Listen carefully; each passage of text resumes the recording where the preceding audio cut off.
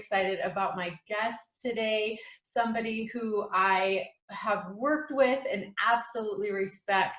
Alexandra and Rod Stockwell met in medical school. Since then, they have both become doctors, had 4 children, moved 8 times, and made many marital, familial, financial, spiritual, and uncategorizable adventures.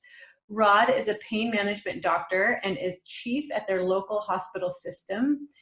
In their local hospital system, he is known to be a Harvard-trained scientist with an outstanding bedside manner who offers highly customized care to his patients.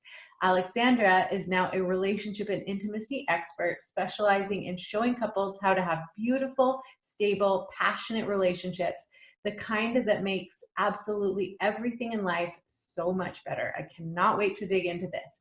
While she is well trained as a doctor, coach, and intimacy expert and has learned a great deal coaching hundreds of clients, her biggest source of learning is their 25-year marriage, which is sizzling hot. I love it.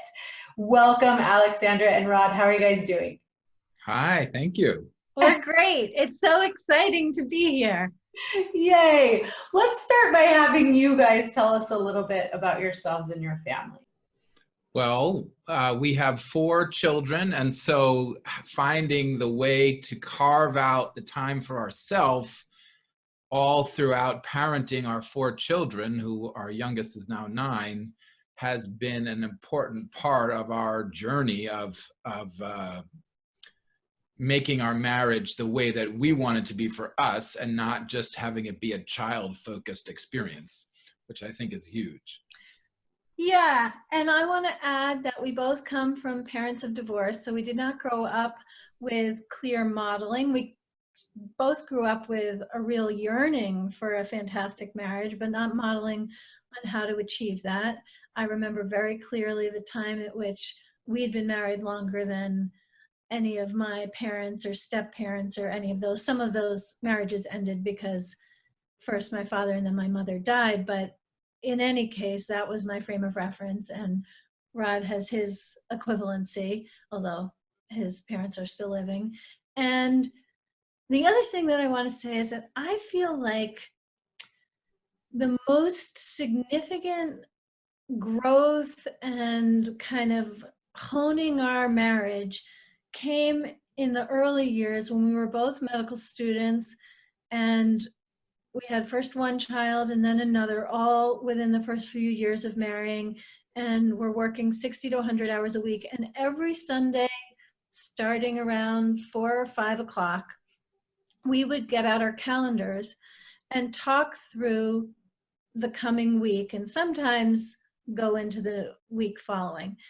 And the reason for that is if our 6-month-old was sick, we needed to know immediately which one of us would relieve the nanny and be able to be there, which wasn't the simplest thing.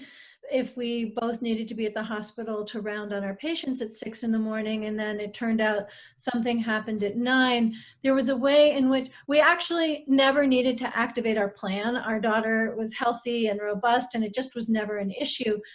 But when something arose, that was not the time when we could figure out what priorities were going to be in effect. And so that meant that very early in our marriage, we needed to both be able to be really generous and supportive of one another, and also really clear on what our own needs were. I think if it came to purchasing furniture, or I don't know what arises such that people have difficulty saying what their needs and preferences are. But when it came to my academic schedule as a medical student and Rod's academic schedule as a medical student, in those days, we both would have been inclined to be really accommodating, and I would have like contorted my schedule in order to make sure you had what you needed and vice versa. But because we were in the intense circumstances of medical training, that wasn't really an option. And so I really feel like we learned to be kind. We learned to really fully state our own needs, desires, and preferences. We learned to collaborate, to be and generous. see the other person's point of view. And see the other person's point of view. Like if I'm in the ICU and you're in the emergency room, like which one of those are we going to do? You know, because we both were devoted to both of us graduating successfully and becoming licensed physicians. So we learned how to collaborate in day-to-day life on a very steep learning curve, and it was successful. And I really think the most important growth in our marriage, which was much harder to come by, circumstances did not drive us to it, was how to heat up the passion and, you know, activate the lower chakras and learn to really luxuriate and express needs, desires, preference, and be generous when it comes to the bedroom and flirtation and playfulness. And so I just want that to be upfront, that we had many people admired our marriage because we learned how to live life together. And that is something that many people struggle with, but that was never our struggle. We didn't have differences in making financial decisions or any of those things. But then, right, we wanted to not just have the stability, but the spice too. Yes. And so, yeah, I think it's just really important to know that context. Well, I'm really excited. I'm glad you laid that foundation because we're going to talk about that a lot in this interview. But first, I want to just talk about the one thing that stands out to me. You and I have never talked about this, like specifically, Alexandra, but you left medicine like a career that helps people be healthy to pursue a career that helps people be healthy in their marriages, which to me, I feel like is just as important as anything else you can do to care for your health, is to care for the health of your marriage. So I'm wondering if you would like give us your kind of take on that, like how that happened. And because to me, I think just as valuable as, you know, taking your vitamins or anything else is caring for the health of your relationship. So, well, first of all, the data supports what you say. I do not find anyone chooses to become my client because they want to influence their long-term health. But in fact, that is what happens. If you look at all of those studies, like the Harvard study looking at 70 years of male health, the most significant variable, and actually in a way one of the only ones that can actually be controlled, well, that's not quite true, but close, is the quality of relationships. So the quality of our relationships determines how long we live as well as how well we live. However, that is not what motivated my decision. And because practicing medicine and helping people have healthy, vibrant marriages are they're like, in a way, Siamese twins, or in any case, twins. People often think, as shows up in your question, that I went from one to the other. And that is actually not the case. I did not leave medicine in order to become a relationship and intimacy coach. I was in my mid-30s, and I had achieved all of the things that were super important to me. I had met the love of my life. We had a good, strong marriage. We had 3 of our 4 children. I had become a physician and had my own thriving holistic medical practice north of Boston. I paid off my medical school loans, and I anticipated, having done each of those things, which I had worked very hard for a while, that I would have some sense of satisfaction, of contentment, and having given time, attention, energy, sleep, just devoted myself to accomplishing these things for 15 years, that I would then have another 3, 4, 5 decades to just enjoy them. However, that is not how I felt, and I thought I would. And I've been asked, well, was I burnt out? Because that's a common phenomenon among physicians. And the answer is no. I didn't have symptoms of burnout, but that's because I was listening at the level of a whisper. And the way my life was set up and the way my personality was structured, I prioritized my patients over my family and my family over myself. And I knew that that was not sustainable, that I would eventually end up burnt out, resentful, and depleted. And I didn't know how to like rewire things with the priority of my needs, our marriage, our family, and my patients in that order. And it really was not a time management question. It was like I didn't have access to that way of living. I didn't see it modeled, but I knew it was important, and it was what I wanted to model for my children. So I actually went on sabbatical for a year and left it that I would return, although I knew I wouldn't, and I had enough courage to say to Rod that I probably wouldn't go back. And I gave myself permission to figure out what would nourish me, what would inspire me, what would give me that sense of contentment. But I did this when everything in my life was going well. It just wasn't vibrant and alive to the degree that I knew was possible. And so I had time that wasn't set aside to accomplish a goal. I sat by a river near our house. I took some dance classes. I did spiritual trainings. I just did things because I felt like it, which for me was not easy and was totally new. I think that was when like I bought my first lip gloss.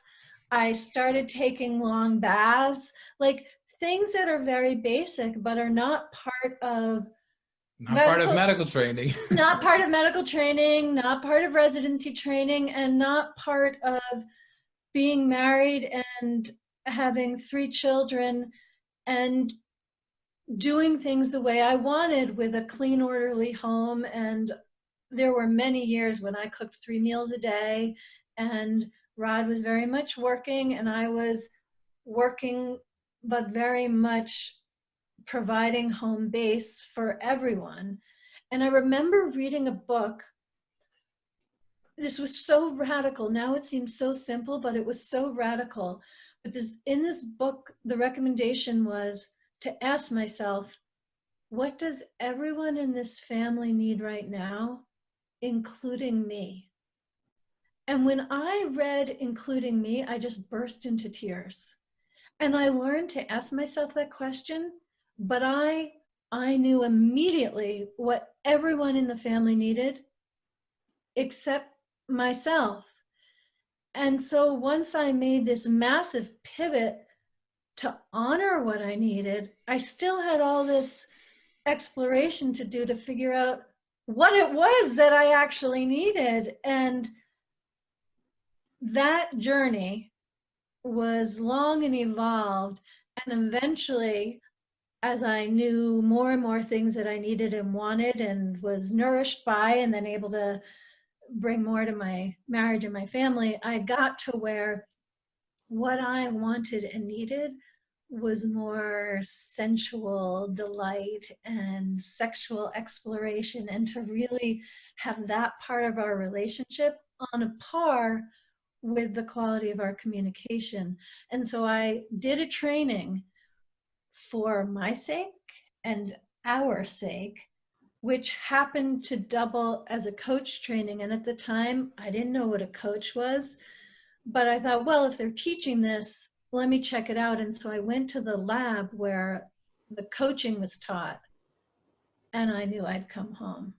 And so ever since then, I feel like the growth and evolution of our sexuality and sensuality and all the goodies has really grown synergistically with the coaching and the learning that I've both provided and received from the couples I've worked with. Well, I know I'm so grateful that you went on that whole journey for all of it. And I know the couples that you've worked with are so grateful. But Rod, I'd love to hear like your thoughts about it. Like, what was your experience during all of this? I definitely, Alexandra was doing her kind of exploration, excavation of what, like, this is good, but what would make it better in Mhm. herself, in our life? And I definitely, there were plenty of times when I was the one who was just kind of like focused on getting through the week, still working as a doctor, working long hours. And then she would say, you know, this feels like it's missing. And I said, well, actually, yeah, that is missing. How do we get that? And so there were plenty of times when she was the one leading the way, and let's go do this workshop together, and let's go figure out how to do this and how to do that. And then once we got there, I was like, hey, this is better than where we were a month ago. This is better than where we were a year ago. And I just have so enjoyed sometimes being the leader and sometimes being the follower in that journey that we've been on together, really. Although Oh, she outlined it from her side. I love that. No, I love that, but I wanted to hear your perspective because Absolutely. I wanted to hear where you're at on that. So I feel like this is a good moment to share something that I've shared with you, Monica. In fact, when I had the honor of interviewing you and Ben related to it too, because I used to be so private, really kind of prudish in many ways. And now I'm not, because I know people need to hear, they need to hear what's possible. And so I don't even really feel like I'm flaunting my life. I feel like I'm being generous and sharing the truth. And I asked Rod, you know, how is it for you when I share about our sex life on social media? And you said, Well, I said, as long as it's true that we're having those experiences, go ahead and tell people. I just want to be having the experiences together. right. I love that because I know my husband feels the same way. I think at first he was a little weirded out by it, but when people started thanking me and, you know, like sharing with me their experience, I think he really started to understand the value of like, oh, like this helps people. Like I'm willing to do it if it's helpful. Well, and I just think there's not enough of people being real in the Mm-hmm. world and talking about things that really matter. And anything that we can do to contribute to that is helpful. Yeah. No, I love that. I love that, especially because I think from my husband's perspective, you know, his what was modeled for him was happily married parents, but he didn't get to see all behind the scenes, right, of his parents. And for me, my parents, you know, they divorced. Our stories are very similar, and so you know, I think for him it was just kind of a given until he realized that there were so many couples out there who just, you know, who could really benefit from some real talk around this subject. So that's why I was so excited to talk to you guys today, because here you have, both of you have these backgrounds as medical doctors, and we all know that that's a very, very busy lifestyle. And the number one, honestly, excuse that I get from anyone I talk to is, you know, why are you not focusing on your intimate relationship? Is just because life's too busy. We've got a lot of kids, we're working on our career, there's so many things to do, and then we just get tired, right? And that's what I hear a lot. So that's what I wanted to ask you guys about and talk about today is, how do you prioritize your intimate relationship with each other, emotionally intimate and physically intimate, when life is busy? well, one of my inspirations actually was a physician who mentored me when I was a third-year medical student. I remember very distinctly coming out. She was a primary care doctor, and we left the patient's room and then had an opportunity to talk with one another about what had just happened. And she said to me, you know, people always say they don't have time to exercise, but if they would just take the half an hour and exercise in the morning, they would have more time for everything else in their life. And I remember just taking that in really deeply, not because I'm devoted to my own exercise, but I think that that principle applies to whatever it is that is genuinely nourishing for us. So I definitely think that that applies, and in a way, there's no reason to say why it's so necessary. It's more like, how do we do it? So do you want to Well, say? I think there's two things that come to mind when you say that question. One is you have to prioritize it. Like when you have a busy life, there's this saying in business that if someone is busy, give them more to do because they're going to get stuff done. and so it's what's important is if you want that to be something that happens, make it a priority. Put it in your calendar first before everything else in the week when you're planning what you're going to fill up your week with. And that is definitely true. But I think that the other thing is that in the moment, whatever is unsaid, like when like we planned on 9 o'clock on Thursday, we're going to get together. Fine. So at 9:01, we're sitting down together. All of the unsaid stuff, if we don't start to clear the air, then we're just going to feel tired. Like we're not going to actually be in the mood to be intimate together. And so clearing the air and making room for connecting is really an important element when you get to that moment that you've planned to be together. Mm-hmm. I love that.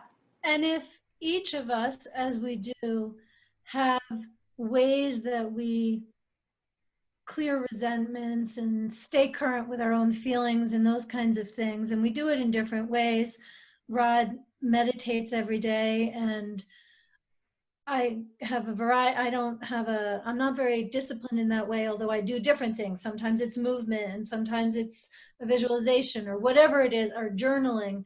But we do our best to come together clear and available for connection. And often I'm not, I'll just say. And so sometimes, well, the main thing is that the priority is connection. And it doesn't work, in our experience, to plan a specific kind of connection in advance. So sometimes that connection might have no words at all. Will just be, it's not, because it doesn't happen 100% of the time, but our plan is that every night at 9 p.m. we connect. And the fact is that even if it's just for 10 or 15 minutes, if we're doing that every day, life feels so different. And sometimes it's a lot longer than 10 or 15 minutes, but at least every day we're looking one another in the eye and having a conversation that is not related to kids or logistics or any like pulls on us. But within that, the priority really is connecting. So as I say, sometimes it might just be like we see each other and the sparks are flying. And it could be that maybe at 9 p.m., I've had a really full day. And what I say is, I just need to tell you about my day. And it's not that I need his help to problem solve or anything. I just say, well, I got up at this time and I did this. And then I coached a client struggling with this. I mean, I keep it confidential, so I should say that. But, sometimes it's like my own experience. And then I went to this class, and then I made lunch, and I did this homeschooling thing with this child. And I just detail it, and it's a way of clearing it out. And I am very clear that all I am doing is blowing off fumes so that the air is clear. It's not that he needs to pay attention. Like he needs to like not turn his head away, but that is not the connecting. That is what's necessary for the connection when we both just know that. Right. And that was something that I had to learn, and that we learned together, that this is an example of something that was a need for you and for our relationship. And once I understood, this is a clearing of the air.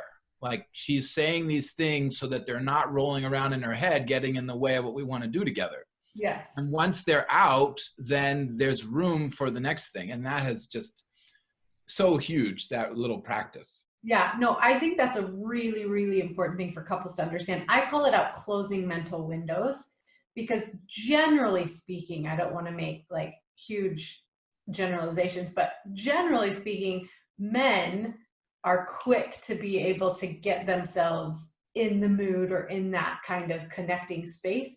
Whereas women have all of these windows open, like on their computer, all of these things that need to be closed out before they can be ready for that intimate connection, whatever it is. So I think it is extremely important for couples, men and women, to understand that whole process and how important it is that if they want to be able to connect, most women have to go through that closing the windows process.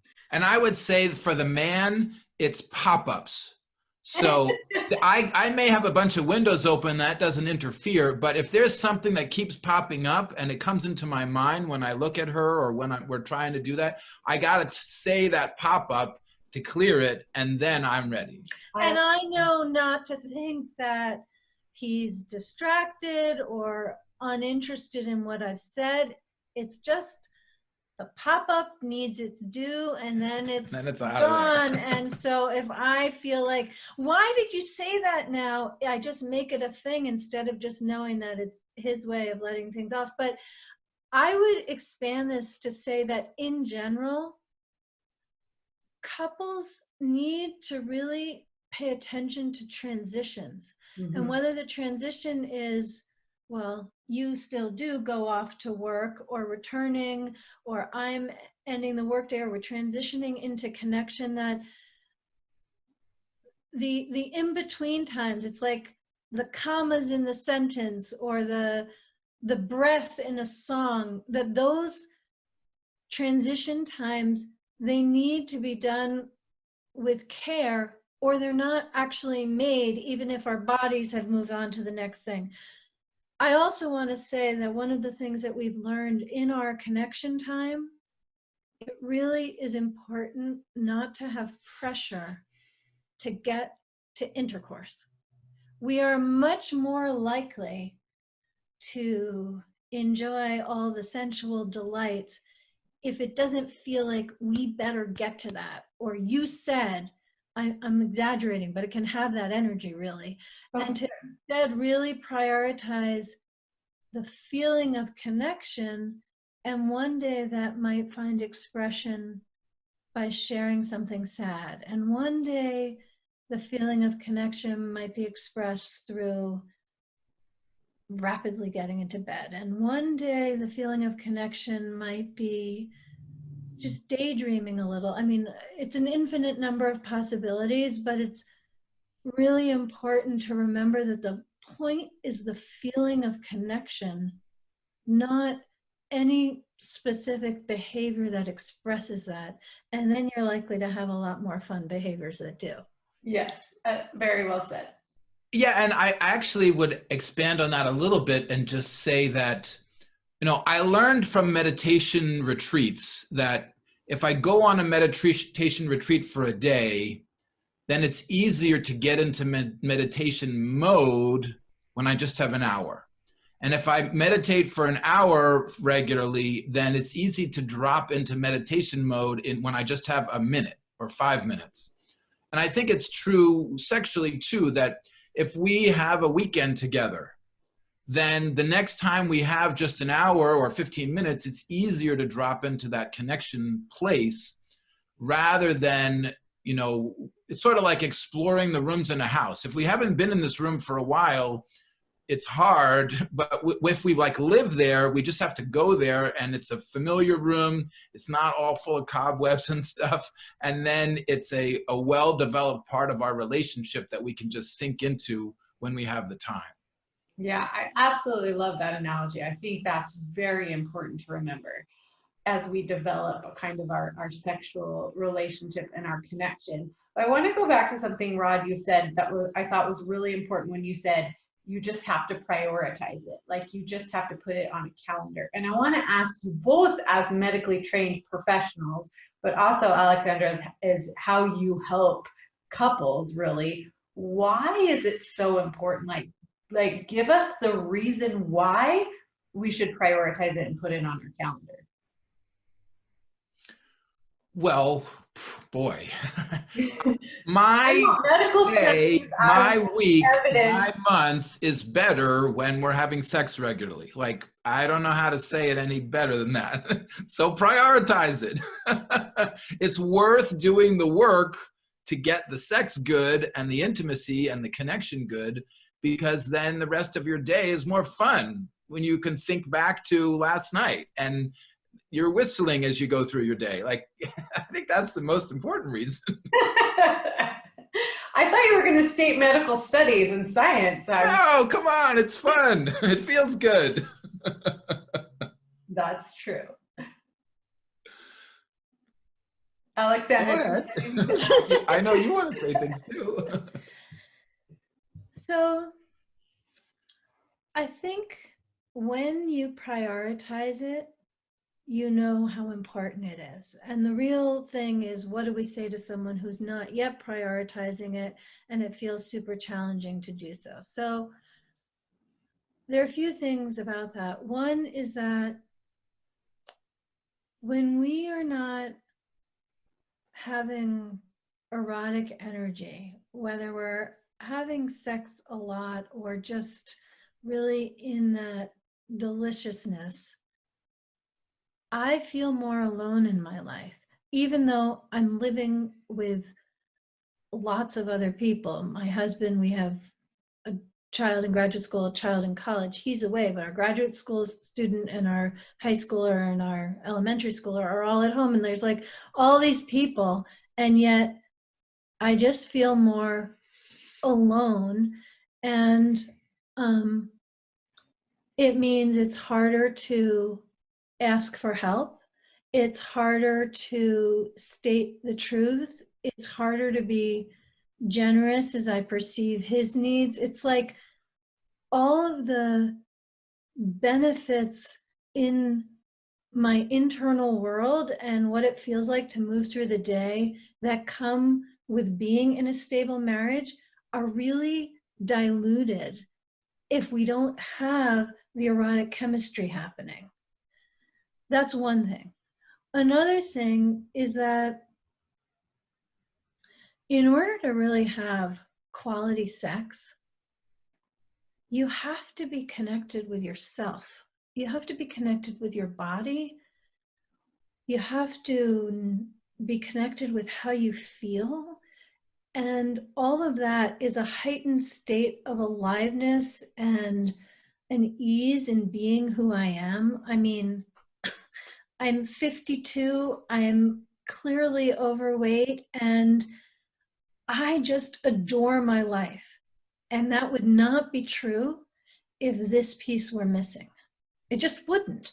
And so I think it's really clear why we need to sleep and why we need to be warm in the winter and why we need to have food, and going up Maslow's hierarchy of needs. Like, life is just in technicolor when the sexual aspect of a marriage is healthy and vibrant. And it is, I have to say, I'm surprised that this is true, but it is true that now, like, we never have bad sex. I used to think that sex would always be, you know, like sometimes it's good and sometimes it's bad and there's always awkwardness, you know, not in every time, but like that's just how it goes. But the fact is, like, I feel like it's been years since we had an experience that I was like, I don't want that to ever happen again. Like, that just doesn't occur for us anymore. Again, it's something I wouldn't have known unless we got to this point. And so if you love your life or you don't, either way, it's so much better if you are in a committed relationship and living with someone to really make this important. And it really, it's not just about the physical sexual act. It's about how you relate to yourself and all of the layers of should and obligation and getting your value from your activities. All of that needs to be dropped in order to just luxuriate in the moment.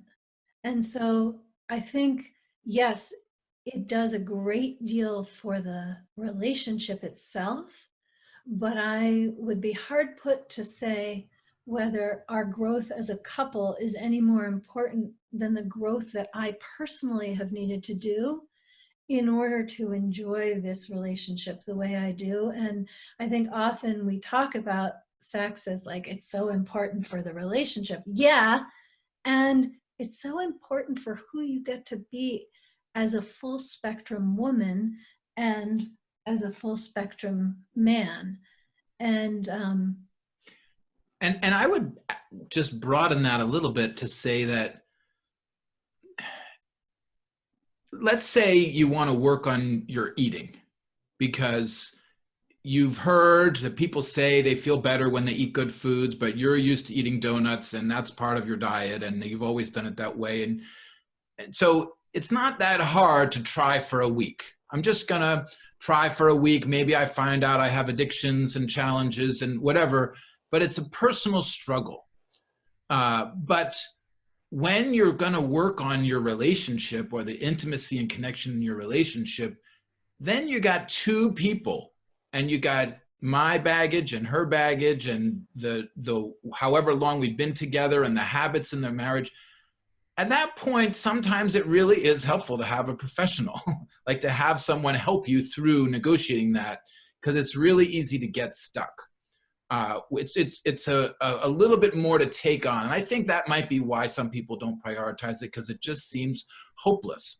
It just seems like way too much. But then if you work with someone who, this is what they do, they coach people on getting to that place, then you suddenly, you get a little success and then you want more success and more success. So that is, that's why Alexandra's around now. That's what I think is super helpful if you feel like your initial efforts are not getting where you want to go.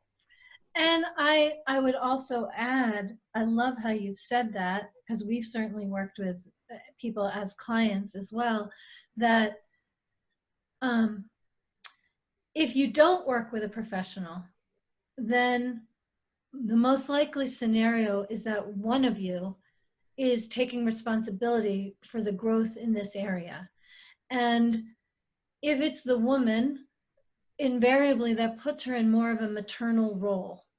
And it puts the interested but hesitant husband in the child role. And one of the beautiful things about working with you, Monica, or working with me, is that we respectively hold that container so that you as a woman get to be fully expressed and focus on what you need and want, and the man can focus on his experience without having to be hesitant and careful about how he says things, because I'm holding that container and so much more is possible because I'm advocating for both of them in a way that's really impossible to do with one another in the early and sometimes middle stages of this journey. Is that what you find too? Yeah, I think that's true. I think working, being able to share that with somebody who has your mutual best interests at heart is definitely valuable.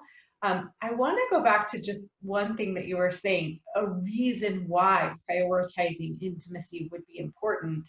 So, I don't know who's listening to this and at what point they are in their relationship, but you talked about a reason why prioritizing intimacy is important, and it has to do with our relationship with ourselves and then how we share ourselves with our partners. And I think that's a concept that that's a concept that I absolutely love. And it's this into me see. It's the ability to see yourself as you are and accept it, and then allow another human being to fully see you. And so that's the way I see the word intimacy is wherever you are, however you feel, whatever your weight, whatever your age, whatever your challenges, whatever you're going through, is to be able to accept those things as part of your journey and to be able to share yourself fully with another human being, allow them to see you exactly the way that you are, creates this beautiful opportunity for you to become more, or whatever it is that you're after. And I think that's, like what we do as humans is grow and become, right? And so, but part of that intimacy is being able to share ourselves just as we are in all of our imperfections with another human being. And that to me is true connection and intimacy, is when we both understand that this is who we are and we willingly share that with another person. I think that's such a beautiful experience of both emotional and physical intimacy. Absolutely. And also on the receiving side, being willing to receive all the different aspects of my partner. Yeah. And to have, what I would say in my mind is, I want all of her to be able to be in this relationship and not her not have to exclude certain parts. So being accepting is another part of that too, for your partner. So beautiful. Okay, well, you guys, this has been amazing. We've basically discussed how to prioritize your intimacy, even when you have a very, very, very busy lifestyle, and why that's so important. So if there's nothing else that people who are listening took out of the discussion, I hope that they found their own personal reasons why prioritizing intimacy might be important. And then we did touch on the fact that if they're struggling to prioritize that intimacy because they either don't have a blueprint or just are tentative about it, that there is a way to get help, that there are people who are trained to kind of help them open up that aspect of their relationship. Alexandra is amazing at helping couples do this, and I have done it as well. So Alexandra, tell the listeners where they can find you, more of your information. I love your book so much that anyone who signs up for my program, I send them a copy of it. And hold on. So Alexandra has written a book about intimacy, and I love it so much that every time someone signs up for one of my programs, I send them a copy of this book because I think it's so beautiful. It's called Uncompromising Intimacy. But Alexandra, tell the listeners where they can find you, more information about you and your programs and the things that you teach. Okay, well, the thing that I'm so excited about right now is my new podcast. It's called The Marriage Podcast, and you can hear an interview with Monica and her husband, Ben, and all these other wonderful people, and I share more about our relationship. So I hope if you're listening to this that you'll come check out The Marriage Podcast. And you can find me on my website, alexandrastockwell.com. And I also really want to invite everyone to join my Facebook group, Heat Up Your Marriage Community, where we have all kinds of conversations and questions, tips and tools and so forth to apply all the things that we've been speaking about. So check out my podcast, join my Facebook group, and I'd love to connect. Awesome. Thank you guys both so much. Thank you. To learn more ways to deepen your intimacy and strengthen your relationship, make sure you watch this video next.